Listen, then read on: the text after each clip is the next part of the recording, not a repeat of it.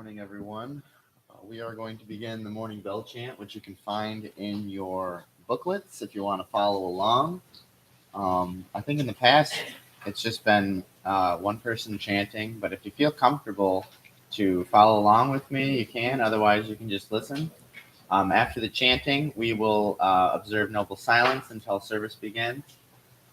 Again, welcome everyone, new people and old people.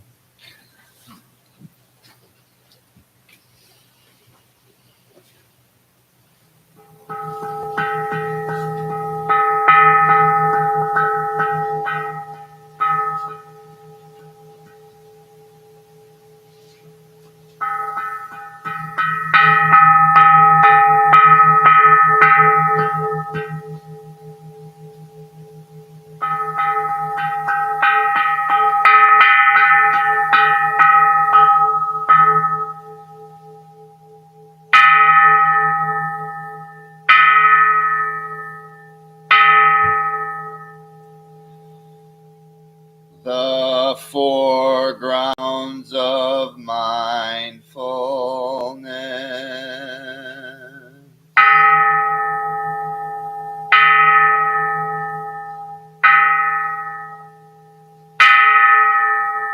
Section 1.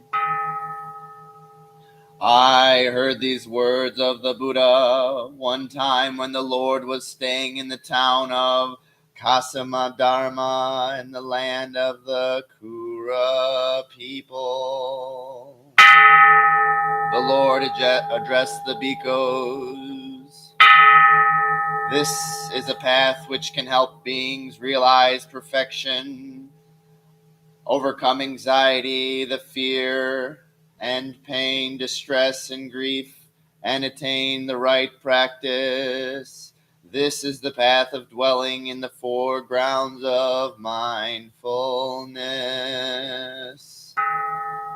What are the four grounds of mindfulness?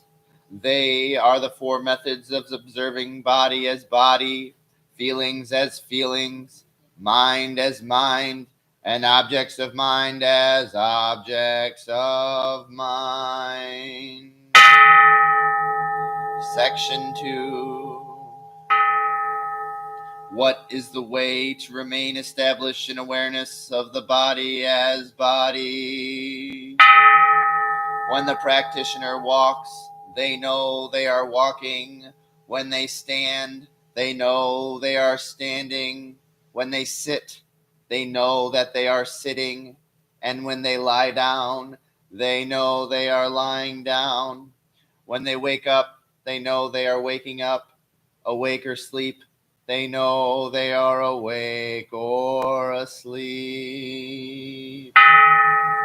Further, bhikkhus, when practicing awareness of the body, the practitioner is clearly aware of the positions and movements of the body, such as going out and coming in, bending down and standing up, extending limbs or drawing them in, when wearing the sagati robe, carrying the alms bowl, walking, standing, lying, sitting, speaking, or being silent, they know the skillful ways of being aware.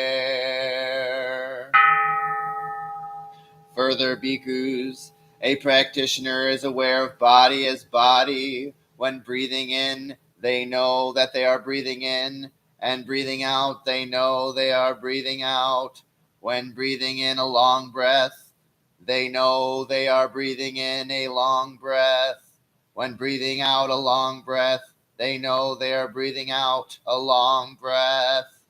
When breathing in, they are aware of their whole body. Breathing in, they are aware of the cessation of the activity of their body.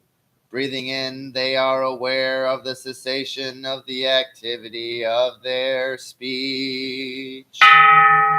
Further, bhikkhus, a practitioner is aware of body as body. When feelings of bliss, joy, happiness, and equanimity arise during their concentration and stature, every part of their body, which reaches from their head to their feet, and and there are no part of their body which is not covered by this robe. So the practitioner with equanimous mind envelops their whole body in understanding and leaves no part of the body untouched. Further, bhikkhus, a practitioner who is aware of the body knows very well that this body exists due to the interdependence of the parts of the body, from the top of the head to the soles of the feet. They see all the parts of the body, observe the elements which comprise the parts of their body, and visualize the dispension of these elements back to the earth. When they visualize it is like this, they compare it to their own body. This body of mind will also undergo a transformation such as this. In the end, there is no way I can avoid this condition. This is how the practitioner is aware of body as body, both inside the body and outside the body, and establishes mindfulness of the body with recognition, insight, clarity, and realization. This is called being aware of body as body. Section 3. This is the way to remain established in awareness of feelings as feelings. When the practitioner has a pleasant feeling, they know immediately that they have a pleasant feeling. When they have an unpleasant feeling, they know immediately that they are having an unpleasant feeling. When they have a neutral feeling, they know immediately they are having a neutral feeling. The same is true of when the practitioner has a pleasant, unpleasant, or neutral feeling in the body, of the mind, of this world, not of this world, with desire, not associated with desire.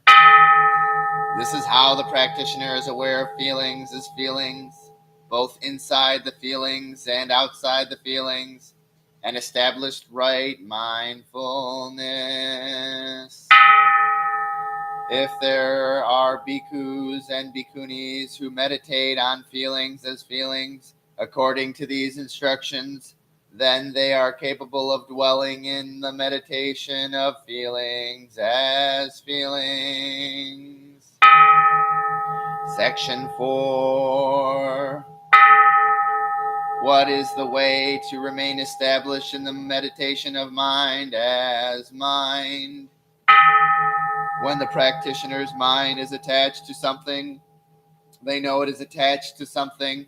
When the practitioner's mind is not attached, they know it is not attached. The same is true when the practitioner's mind hates something or is not hating, is confused or not confused, is defiled or not defiled, is distracted or not distracted, has obstacles or has no obstacles, is tense or is not tense, is boundless or is bound, is concentrating or not concentrating, is liberated or is not liberated. That is how the practitioner is aware of mind as mind, both inside the mind and outside the mind, and establishes mindfulness in the mind with recognition, insight, clarity, and realization, and that is called being aware of mind as mind. If bhikkhus or bhikkhunis meditate on mind as mind according to the details of these instructions, then they know how to dwell in the practice of observing mind as mind.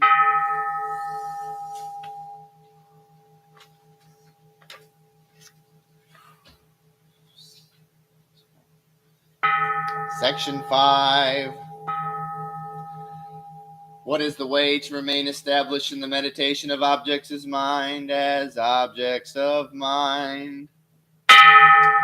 When the practitioner realizes that their eye is in contact with form, give rise to internal formation, then they know without any doubt that an internal formation is being formed.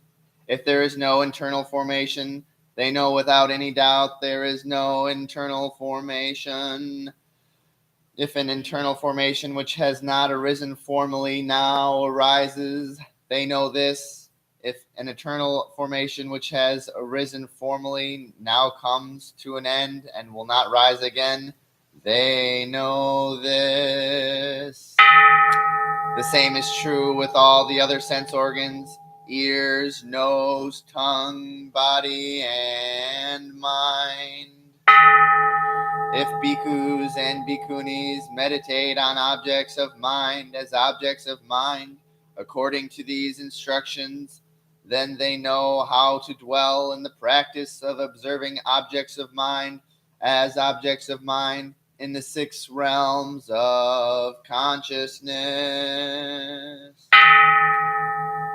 Further, bhikkhunis, when the practitioner is meditating on objects of mind as objects of mind, if they see sensual desire in themselves, they know without any doubt that sensual desire is there. If there is no sensual desire in themselves, they know without any doubt that no sensual desire is there. If a sensual desire which has not arisen formally now arises, they know this without any doubt. If a sensual desire which had arisen formally now comes to an end, they also know this without any doubt.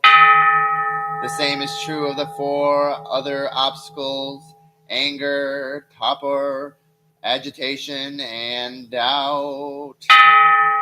If bhikkhus and bhikkhunis meditate on objects of mind as objects of mind, according to the details of these instructions, then they know how to dwell in the practice of observing objects of mind as objects of mind with regard to the 5 obstacles.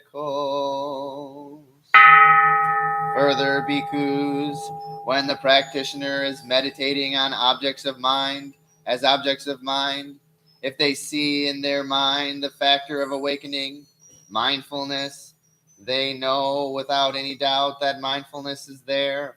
When mindfulness is not present, they know without any doubt that mindfulness is not present. When mindfulness, which has formerly not been present, is now present, the practitioner also knows this without any doubt. When mindfulness has arisen and is still present, it is not lost, does not decline, but increases. The practitioner also is aware of all this. The same is true of the other factors of awakening: the investigation of dharmas, energy, joy, ease, concentration, and equanimity. This is how the practitioner is aware of objects of mind as objects of mind, both inside of the object and outside of the object, and establishes mindfulness in the object of mind with understanding, insight, clarity, and realization. And that is called being aware of objects of mind as objects of mind. If bhikkhus or bhikkhunis meditate on objects of mind as objects of mind, according to these instructions, when they know how to dwell in the practice of meditating on objects of mind as objects of mind with regard to the 7 factors of awakening.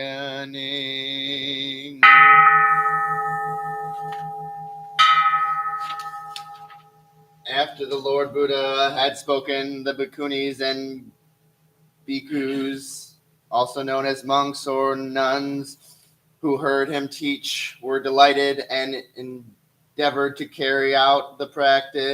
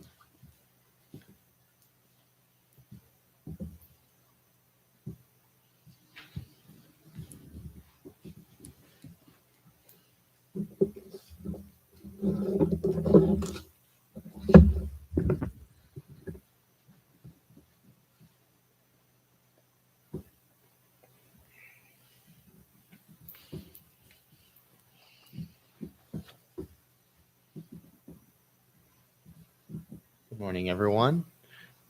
If I could have the incense lighters come up. We will chant the incense offering, which is in the front of your book.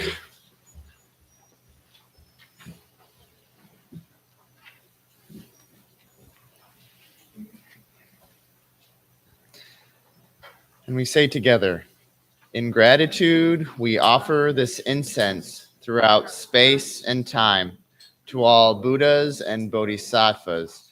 May it be fragrant as earth herself, reflecting careful efforts, wholehearted awareness, and the fruit of understanding, slowly ripening.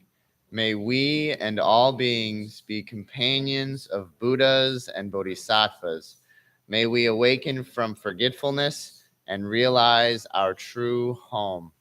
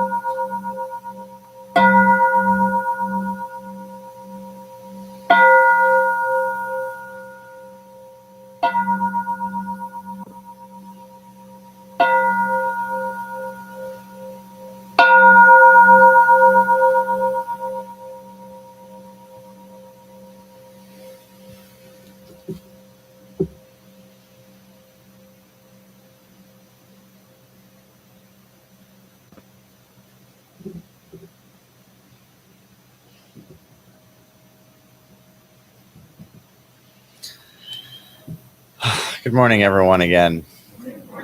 It's good to see all your faces, new and old. I just have a few service announcements, especially for people who it's their first time here. If you need to use the restroom at any time, feel free to go that way. Just we ask that you don't walk in front of the dais. If you could walk behind, we'd appreciate that. People with families or small children, or if you start feeling uncomfortable at sitting on a cushion, you can move to a chair or move around. We just ask you to be respectful of your neighbor and just not try to bump into them or nothing. When we are chanting, we really want to be uplifted and kind of bright. Try to keep it up tempo. And other than that, we can rise and greet each other, and then we will start with our chants after.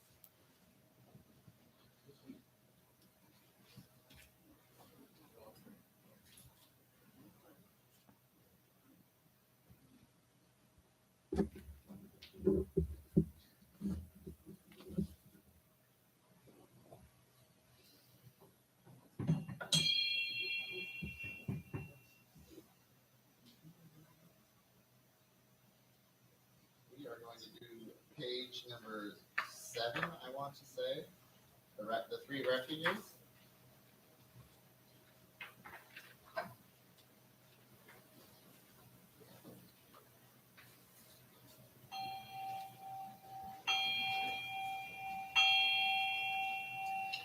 I go for refuge to Buddha, my deeply awakened mind, the living source of understanding and compassion, which must be cultivated to be known fully. I go for refuge to Dharma, the path of mindful living, leading to healing, joy, and enlightenment, the way of peace, which must be cultivated to be known fully. I go for refuge to the Sangha, the loving and supportive community of practice, realizing harmony, awareness, and liberation, which must be cultivated to be known fully. I am aware that the 3 jewels are within my heart. I vow to realize them. I vow to understand living beings and their suffering. I vow to cultivate loving kindness and compassion and to practice joy and equanimity. I vow to live simply and sanely, content with few possessions, and to keep my body healthy. I vow to let go of all worry and anxiety in order to be light and free. I'm aware that I owe so much to my parents, teachers, friends, and all beings. I vow to be worthy of their trust, to practice wholeheartedly, so that understanding and compassion will flower, and I can help living beings be free from the suffering. May the Buddha, the Dharma, and the Sangha support my efforts. May the Buddha, the Dharma, and the Sangha support my efforts. May the Buddha, the Dharma, and the Sangha support my efforts.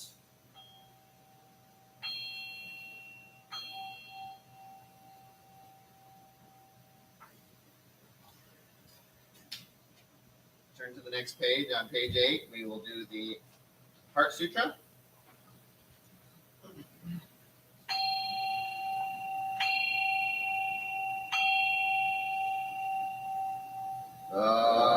Maha Prajna Paramita Hridaya Sutra. The Bodhisattva of great compassion from the deep practice of Prajna Paramita perceived the emptiness of all 5 skandhas and delivered all beings from their suffering. O Shariputra, form is no other than emptiness, emptiness no other than form, form is emptiness, emptiness form. The same is true of feeling, thought, impulse, and consciousness. O Shariputra, All dharmas are empty. They are not born nor annihilated. They are not defiled nor immaculate. They do not increase nor decrease. So in emptiness, no form, no feeling, no thought, no impulse, no consciousness, no eye, ear, nose, tongue, body, mind, no form, sound, smell, taste, touch, or objects of mind, no realm of sight, no realm of consciousness, no ignorance, nor extinction of ignorance, no old age and death, nor extinction of them, no suffering, no cause of suffering, no cease from suffering, no path to lead out of suffering, no knowledge, no attainment, no realization, for there is nothing to attain. The Bodhisattva holds on to nothing but prajna, paramita. Therefore, the mind is clear of any delusive hindrance. Without hindrance, there is no fear. Away from all perverted views, one reaches final nirvana. All Buddhas of past, present, and future, through faith in prajna, paramita, attain to the highest perfect enlightenment.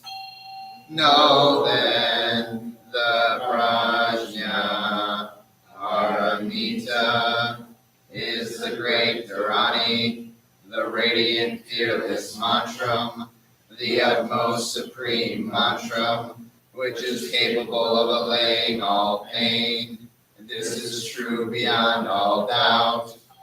Proclaim now the highest wisdom, the prajna, paramita, gate, gate, hara gate, hara samgate, bodhisvaha. Gate, gate, hara gate, hara samgate, bodhisvaha. Gate, gate, hara gate, hara samgate, bodhisvaha. Dhamma prajna paramita hridaya sutra.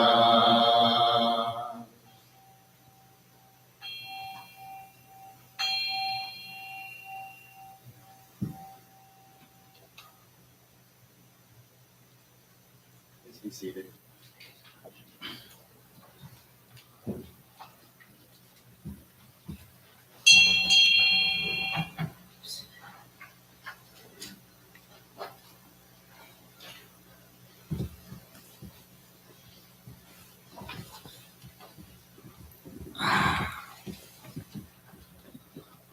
Welcome again, everyone. Today, my talk will be on a chapter from the Lotus Sutra, which is, I'd have to say, one of my favorite teachings that we have. Shouldn't have favorites, but it's got a lot of good practice and information and a lot of good stories. And the story that I am focusing on today is from chapter 20. In some translations, it's never disparaging Bodhisattva. In others, it's never disrespecting. But disparaging, I looked up the Oxford Dictionary definition. Disparaging just means expressing the opinion that something is of little worth. So never disparaging is saying, hey, this person thinks that everyone is worthy. And this monk has a really powerful story. And so I just wanted to share that with everyone today. The Lotus Sutra, it's a very long text. I think that's not too long, but this is Gene Reeves' translation. And it has about 20, 25, 26 chapters, depending on the translation.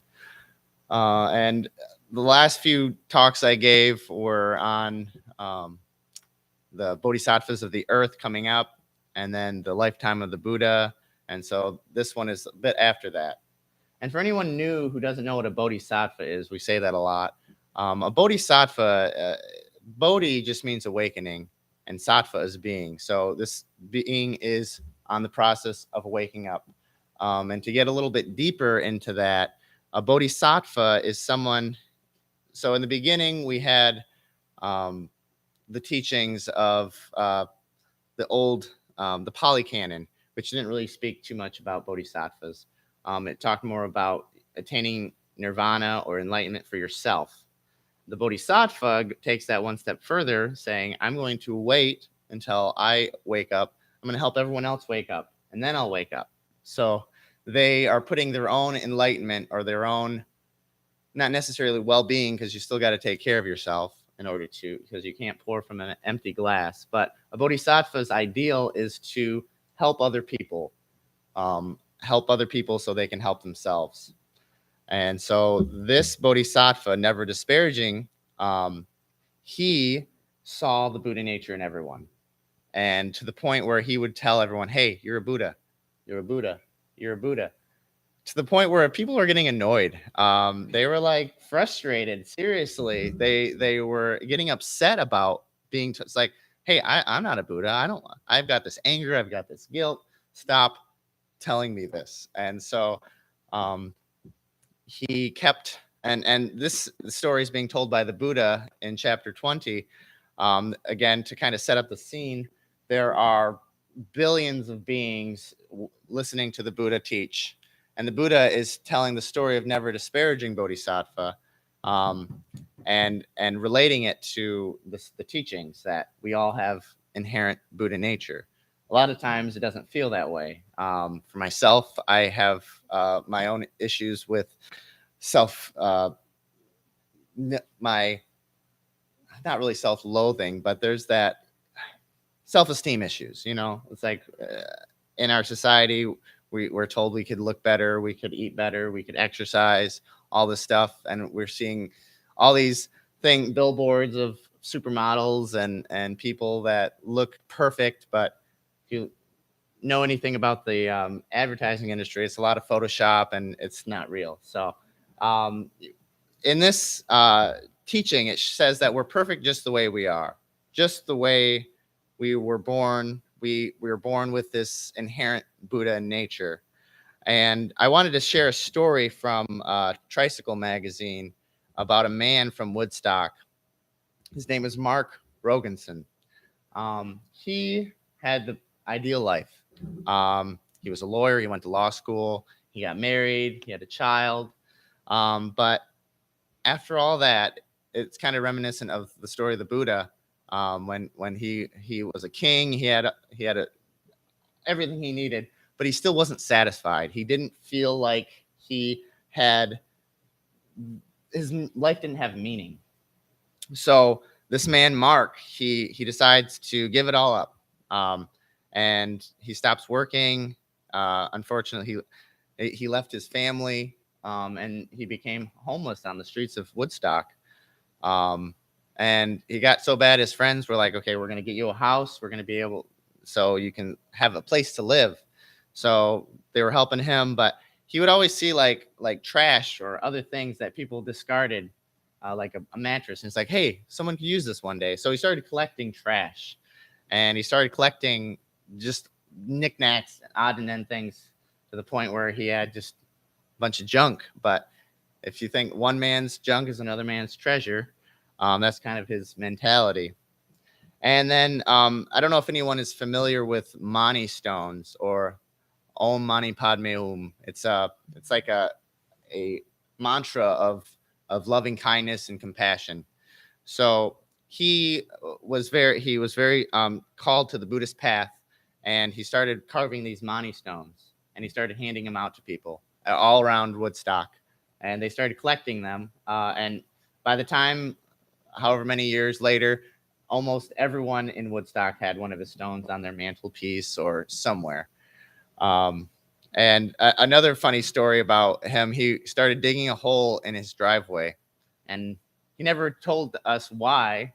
In the article, and everyone started. It almost became a mythical, legendary proportions. People said, "Oh yeah, that represents the Buddhist ideal of emptiness," and the people started bowing to the hole, and it just was kind of wild. It was really wild. Um, but Woodstock is also kind of like Boulder or other places where you have really a lot of Buddhist people in these communities. And unfortunately, one day, some Tibetan Buddhists who, I don't know if you'd want to say they had counterfeit practice or they weren't thinking, but they came up to this man, Mark, and they told him, "Hey, you're not a teacher. You don't have any credentials to carve these stones, and so you shouldn't be doing that." And it really discouraged Mark to the point where a few months later he had passed away. And this story is the story of Never Disparaging Bodhisattva. This person was giving out and telling you, "Hey, you're a Buddha. You are worthy. You deserve respect." And it's really sad when someone thinks that they have it credentials of being a teacher or all this. It's like, what really matters is the compassion that you share with others. And it doesn't matter if you've been ordained or if you've had all this training. If you see the Buddha nature in other people, that is enough. And it's a little bit of a sad story, but it kind of goes to show, goes back into chapter 20, when Never Disparaging Bodhisattva kept telling people started throwing stones at him. They started doing thing and getting really upset. So the Buddha is telling the story of Never Disparaging Bodhisattva, and he Never Disparaging Bodhisattva is on his deathbed because he has had all these health concerns of being pelted by people and not getting any respect, even though he had the utmost respect for everyone else. And so when he was sitting there on his deathbed, his persecutor, the people that were harming him, they had a change of heart and they wanted to go see him, and they felt bad. And the thing he said to them again, he said, "I see Buddha nature in you. I see Buddha nature in you. I see Buddha nature in you. I see you have the potential to wake up. You are a being of light and love and kindness. And most of the time it's just covered up. But you have that potential within you." And they started weeping, and it was very, they changed their ways, and they actually saw that he wasn't just full of it. Because at first they thought he was just saying that, and he wasn't being honest, or he wasn't being sincere, but he was being extremely sincere. It just, they went over their heads. And then after the Buddha finishes the story, he brings up, he says, "So does this person sound familiar to any of you? Have you ever met this person before?" And all the monks and nuns in the audience say, "No, I don't think so." And he's like, "Well, you have. That Bodhisattva was no other than me in a past life." And everyone was like, "What?" They're all surprised and stuff. But the Buddha, he was trying to explain to them the whole essence of this Lotus Sutra, this text, is that we are inherently pure. We're inherently golden. We have that awakened nature within us. And then I think that's one of the things that kept me coming back when I started coming in these doors, because I come from a Christian background, and there's nothing wrong with that. But I was always told that we were inherently sinners at nature, and we were evil, and we had to repent. And whereas the teachings of the Buddha and Buddhism say almost the complete opposite. We have this golden awakened nature, and that is our inherent nature. But it's been covered up by filth, by anger, by greed, by ignorance. And all we have to do is practice loving kindness and compassion, and really those are the antidotes to that negativity.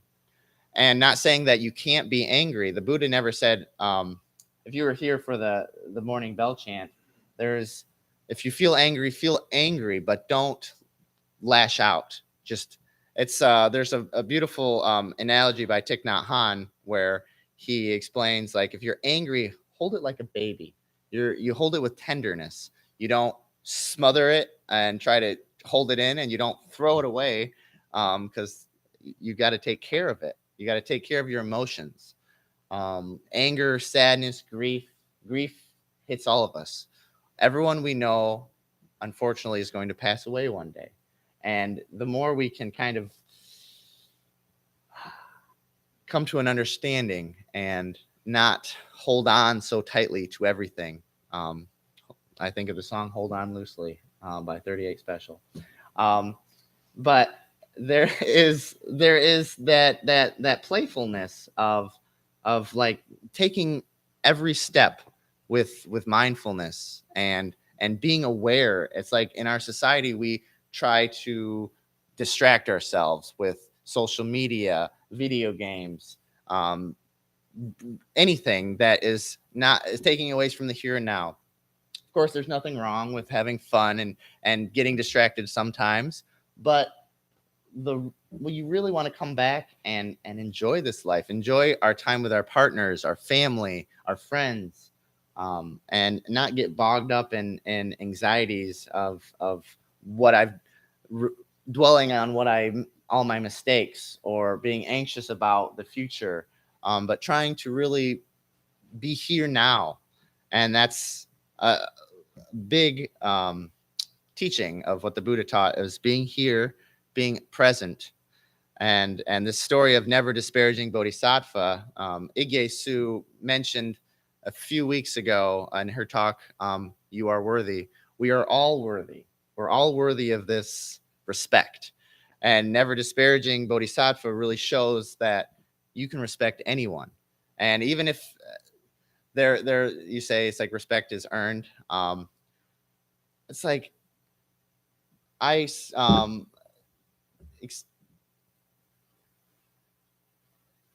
just think about who you dislike and how you can show respect to them, even if they're not showing respect to you. It's hard, I know, but this practice it's a practice. We continually work on ourselves and work on our relationship with others, and that's what this practice is all about. Of taking what we manifest on the cushion, our mindfulness, our loving kindness, our sympathetic joy, and our equanimity, and not just having it on the cushion, but taking it out with us when we go out the door. Not just coming here every Sunday and then leaving and then cutting people off in traffic and being all, and that happens sometimes, but just to kind of bring yourself back to, like, okay, they may have cut me off, but I'm not going to tailgate them. I'm not going to do this or that, or most people, unfortunately, are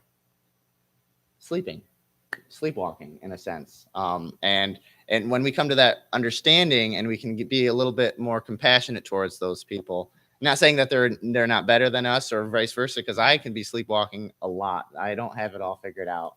But just trying to give that respect and that compassion to others when you're going out in your day-to-day interacting with other people. Because one of my neighbors actually said this, and I thought it was interesting, because I always get annoyed when I say hi to somebody or give them a nod and they just don't even acknowledge my existence. And I'm like, wow, they're so rude. They're not even. But then my neighbor was like, well, I think they're just on screensaver mode, where it's like they aren't even, they didn't even hear you because they are in their own world, not even paying attention. So it's like you try to be compassionate of the people in screensaver mode, and when you yourself are in that mode, to just kind of like try to wake yourself up. That's what the whole practice is about, waking up. Buddha literally means awakened one that is no longer sleeping. So that's why we come back to this practice. And with this chapter on the Lotus Sutra of Never Disparaging Bodhisattva, he shares that with other people. Because a lot of people, they almost want to stay sleeping. And you can't force anybody to wake up. This is not what this is about.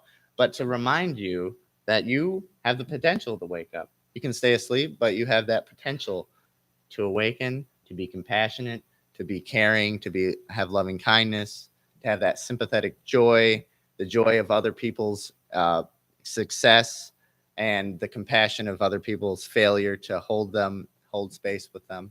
And then equanimity. Equanimity just means balance. You're not stuck in the negative, but you're also not uplifted and being what do you say, false positive or toxic positivity. Exactly.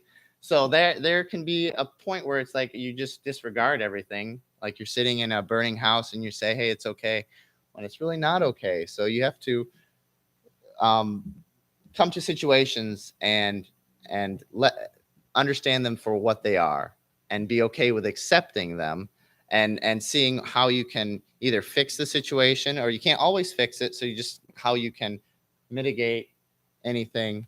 And that's again what I wanted to share this story about the Never Disparaging Bodhisattva, because he sees that we are all Buddhas. And I really appreciate that. When I first read this story, it really moved me.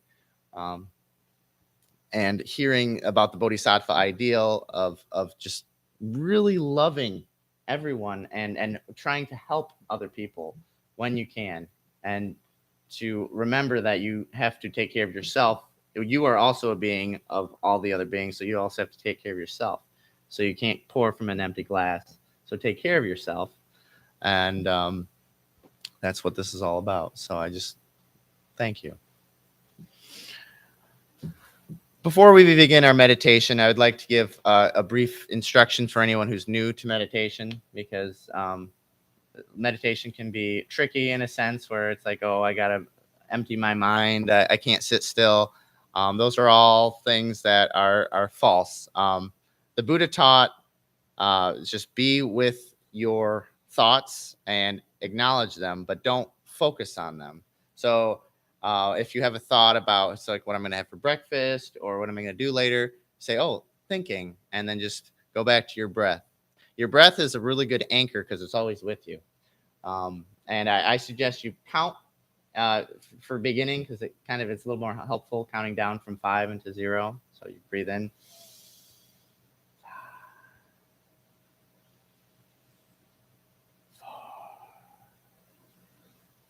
Just counting out your out breaths until you get to 0.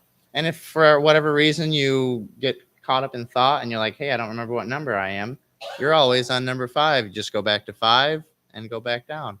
And if counting doesn't work for you, you can just breathe in and out. Just focus on the sensation of the breath coming in and out of your nose. Or if you have a clogged nose, you can breathe through your mouth. There's nothing that's really like set in stone, but there's a little bit of guidelines. And if you're sitting on a chair, it's good to have your feet planted on the ground, have your back straight. Imagine that you have a string that is coming from the tip of your skull and pulling you up. And try not to be too straight. You do have a natural curve in your spine. So just kind of adjusting yourself to that natural curve, just being upright. And if at any time you need to move, you can adjust yourself. Anytime if you need to use the restroom, again, you feel free. Just try to be courteous of your neighbors. And we'll do about 10 minutes of meditation.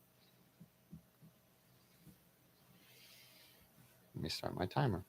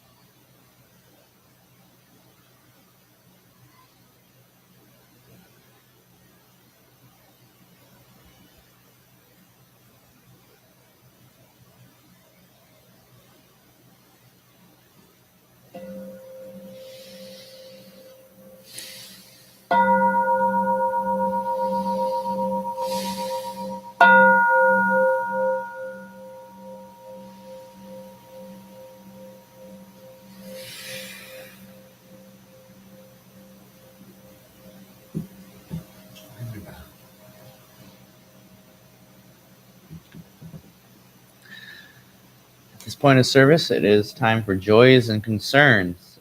This is where we invite anyone, if you have a joy or something you want to share that's great in your life, please share it. Or if you have a concern or something that is an issue, or that you want to also have space held for you, this is another time to share. I guess I'll start since I have the mic. I have a joy and a concern. My joy is that I got awarded a scholarship for this 100 hours of mindfulness meditation training through Dharma Moon and Tibet House. I'm excited for that, and to get certified in teaching meditation through another organization. And my concern is I have a qualification test for work tomorrow, to make sure that I can see all the defects in these vials that I'm looking at. So I'm a little nervous for the test, but I think I'll be okay. But just hold space and send me some good vibes. Thank you.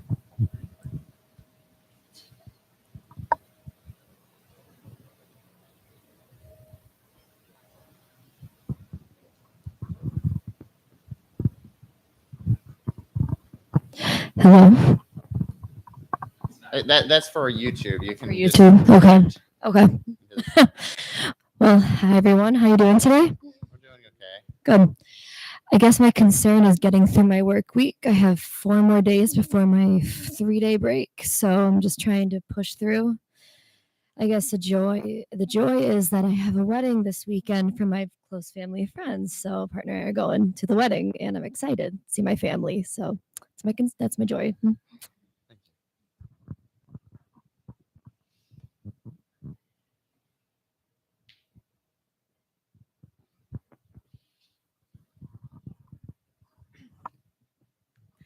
Good morning, Sangha. My name is Jess, and I have I guess it's a 2-for-1 because it's both a concern and a potential joy. I'm thinking of applying for another job in addition to my current one, and that would be good. But the concern is that's a lot of time commitment to work. And I'm trying to not go back to the hospital.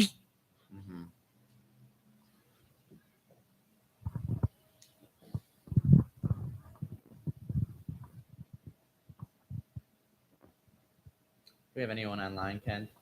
No.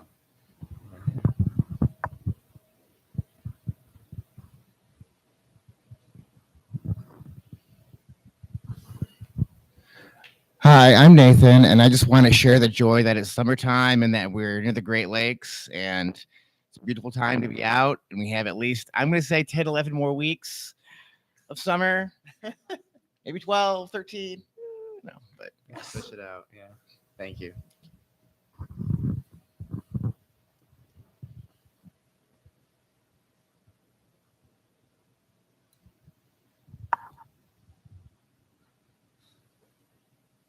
Anybody else? There's no one else. We will hold a moment for all the joys and concerns.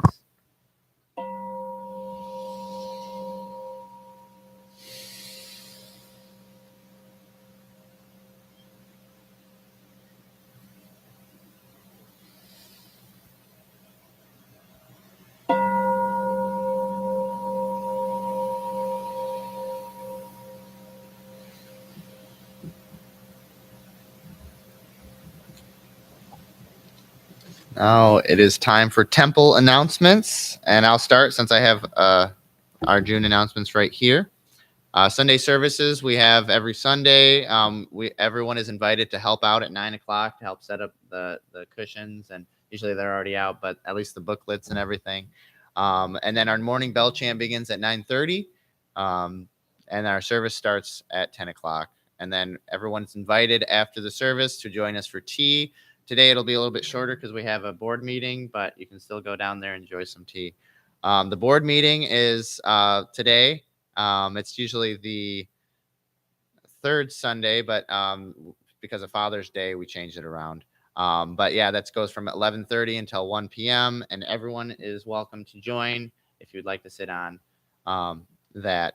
We have an online meditation group that meets every Wednesday from 7:30 to 8:15 on Zoom. You can find that link on our website, on our email list, and also on Instagram. Also, we have a Buddhist-based recovery meetings 3 times a week. Mondays here, Wednesdays at the Alano Club, and then Fridays at Garfield Park. And the times are all online. You can contact me if you're interested, or Yang-Su, or David Reese over here. And for any other announcements, do we have a Dana announcement?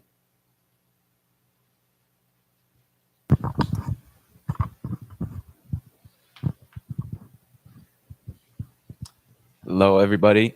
My name is Jake, and it's my turn to do the Dana announcement. So Dana in Buddhism is the practice of generosity. This temple is run entirely on the generosity of its members. Nobody here collects a paycheck or any kind of compensation, and everything from the lights to the toilet paper to the cushions being set up when you get here is all done on a volunteer basis.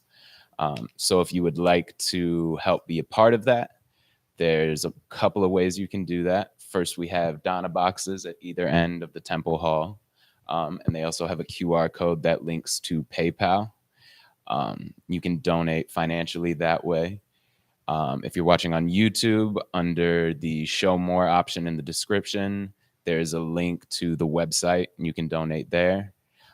If you would like to donate your time, there are a number of ways you can get involved, like Shane mentioned, showing up early to help set up. We have potlucks and other events that go on from time to time that we can always use help setting up with. And I'm missing one. I can't remember. Oh, well, it's in every other Dana announcement.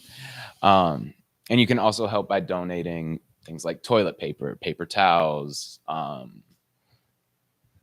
tea that we keep downstairs for social time after services. All that stuff is all appreciated. And that is all. Thank you. Thank you. Any other temple-related announcements? Okay. I realized I never introduced myself. My name is Shane, or Gaji-Su. Thank you. I go by either name. Gaji-Su is just my Dharma name. I'm just one of the teachers here, as you can see. But we will stand up and we'll do our closing gathas on page 9.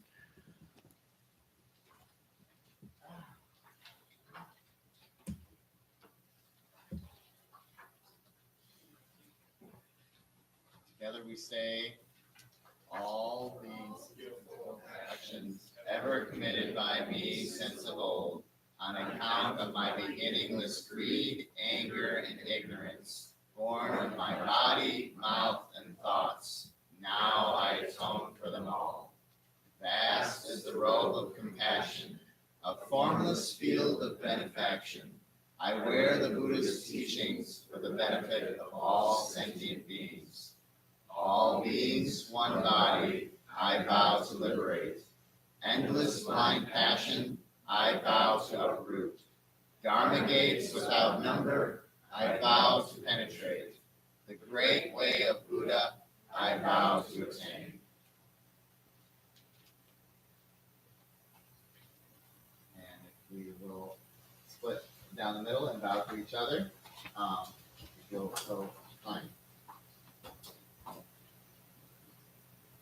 Thank you all for being here. If someone would help collect the booklets, and